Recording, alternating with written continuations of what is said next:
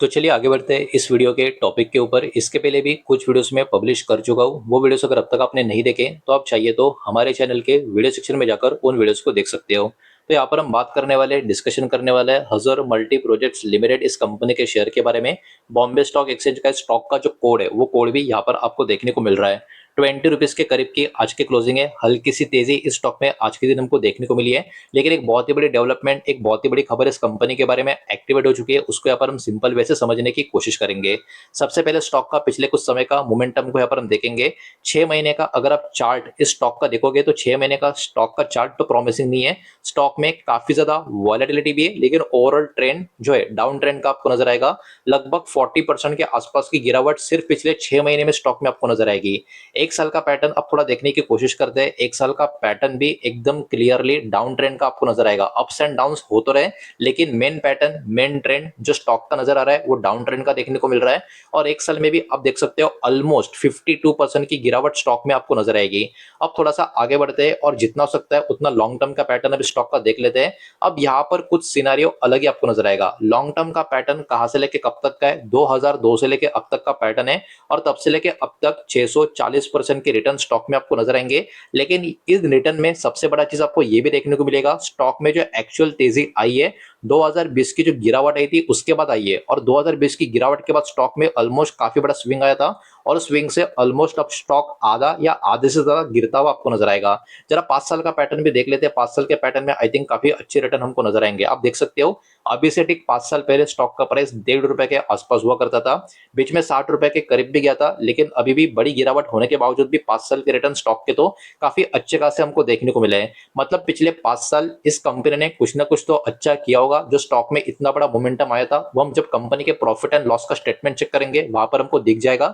लेकिन ओवरऑल पिछले 5 सालों से कंपनी फिर से कहीं ना कहीं अच्छा खासा परफॉर्म करते हुए देखने को मिल रही है, ये बात तो समझ में आ रही है। लेकिन पिछले 2 साल या पिछला 1.5 साल स्टॉक में गिरावट भी देखने को मिल रही है, ये बात भी आप लोगों को यहाँ पर ध्यान में रखनी होगी। तो अभी आगे बढ़ते हैं और सबसे बड़ी खबर आज के दिन इस कंपनी के बारे में क्या आ चुकी है उसको जरा सिंपल वे से जल्दी से देख लेते हैं। तो हजर मल्टी प्रोजेक्ट इस कंपनी की बात करें तो एक्चुअली इनको NHAI की तरफ से 193.85, तो राउंड नंबर 194 करोड़ का एक बहुत ही बड़ा ऑर्डर या कॉन्ट्रैक्ट मिल चुका है NHAI की तरफ से। तो देखा जाए तो छोटी साइज की कंपनी है, इतना छोटा साइज की कंपनी को 194 करोड़ का ऑर्डर या कॉन्ट्रैक्ट मिलना, वो भी NHAI की तरफ से, ऑब्वियस सी बात है ये काफी अच्छी बात मानी जा सकती है। अब ये कॉन्ट्रैक्ट जो है इसका जो कनेक्शन है मैनेजमेंट का है, और तमिलनाडु में जो परनूर फी प्लाजा करके जो एरिया है उसका पर्टिकुलर यहाँ पर मैनेजमेंट का बात किया जा रहा है। कॉन्ट्रैक्ट पीरियड इसका 12 महीना मतलब 1 साल का यहाँ पर आपको देखने को मिल रहा है। यानी ये जो ऑर्डर या ये जो कॉन्ट्रैक्ट इस कंपनी को मिला हुआ है ये लॉन्ग टर्म का नहीं है, ये 1 साल का है। तो इसको मीडियम टर्म, शॉर्ट टर्म में हम काउंट कर सकते हैं। तो ये जो ऑर्डर है कंपनी का ऑर्डर पाइपलाइन में ऐड होता हुआ आपको नजर आएगा, जिसके कारण कंपनी का ऑर्डर बुक भी थोड़ा मजबूत होने का काम होगा। अब देखिए what work will the company do, मतलब ये कंपनी इस कॉन्ट्रैक्ट के अंतर्गत क्या काम करेगी। इस कॉन्ट्रैक्ट में कंपनी बहुत सारी चीजों को हैंडल करेगी, जैसे कि यहाँ पर इन्होंने बोला है यूजर फी का कलेक्शन जो होगा इस टोल प्लाजा का, परनूर टोल प्लाजा, इसका कलेक्शन यूजर फी का ये कंपनी करेगी। क्लीनिंग और जो भी मेंटेनेंस का काम होगा नॉर्मल, वो भी इस कंपनी के द्वारा होता हुआ आपको नजर आएगा। और जो भी एक आप कह सकते हो रिक्वायर मैनेजमेंट की बात करें, ऑपरेशनल एक्टिविटी की बात बात करें इस टोल प्लाजा के लिए, वो सब कुछ यही कंपनी यहाँ पर हैंडल करते हुए आपको देखने को मिलेगी। इस टोल प्लाजा का लोकेशन की बात करें NH45, इसका प्रॉपर कोड नेम आपको देखने को मिलेगा। तमिलनाडु का ये ओवरऑल कनेक्शन यहाँ पर आपको देखने को मिल रहा है।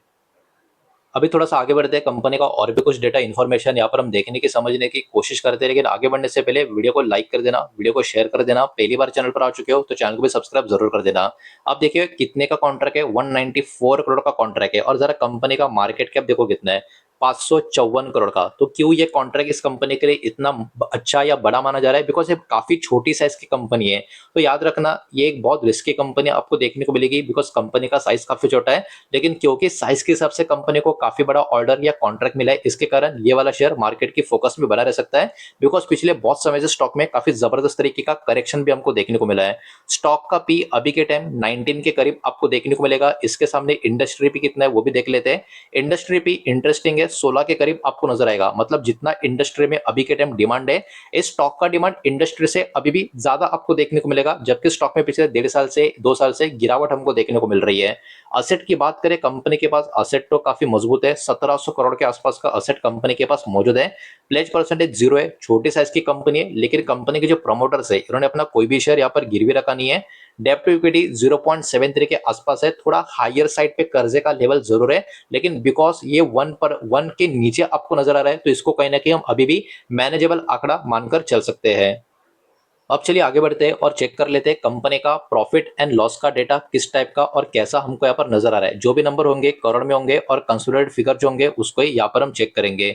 तो यहाँ पर देखिए पिछले कुछ सालों का परफॉर्मेंस होगा। ये 2015 का जो नंबर आपको नजर है इसको कट करता हूं बिकॉज यहाँ पर कोई इन्फॉर्मेशन अवेलेबल नहीं है। तो 2024, 25, 26 3 फाइनेंशियल ईयर का डेटा अवेलेबल है और ट्रेलिंग 12 मंथ का नंबर भी यहाँ पर अवेलेबल है, तो उसको ही यहाँ पर हम चेक कर पाएंगे। तो नेट प्रॉफिट की बात करें तो देखिए 3 साल पहले कंपनी का प्रॉफिट था 64 करोड़ का, उस समय स्टॉक भी काफी जबरदस्त तेजी भी दिखा रहा था। लेकिन उसके अगले साल कंपनी का प्रॉफिट था, ये लॉस नहीं है, ये प्रॉफिट है 40 करोड़ का, लेकिन compare to previous year company का प्रॉफिट कम हो गया। उसके अगले साल कंपनी का प्रॉफिट 43 करोड़ का आपको नजर आएगा। तो यहाँ पर एक बात अच्छी ये है कि कंपनी लॉस में नहीं है, कंपनी प्रॉफिट कर रही है, ये पॉजिटिव बात है।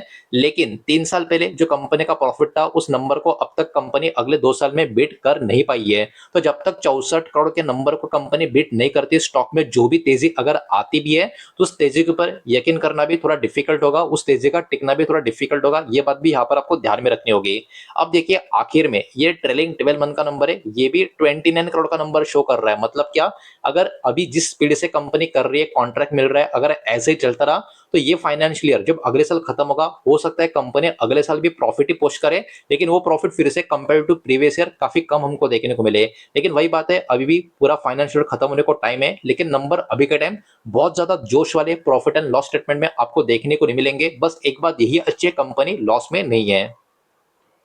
अब बढ़ते आगे और चेक कर लेते हैं इस कंपनी का शेयर होल्डिंग पैटर्न का डेटा। जून 2026 का पैटर्न यहाँ पर मौजूद है। अब प्रमोटर की होल्डिंग कितनी है? प्रमोटर की होल्डिंग है 13.70% की।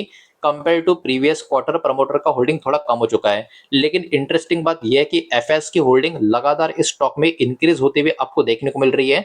अभी एफएस की होल्डिंग 26.5% की देखने को मिल रही है।